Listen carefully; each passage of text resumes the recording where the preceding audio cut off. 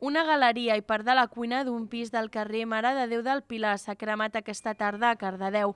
Es desconeix la causa a hores d'ara, però tot apunta a una avaria elèctrica.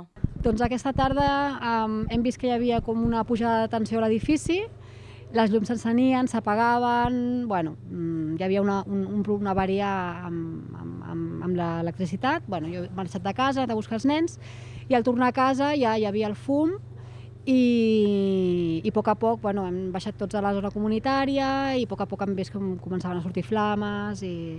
Cap a 2:45 de la tarda, la policia local de Cardedeu rebia l'avís de foc a un pis del carrer Mare de Déu del Pilar.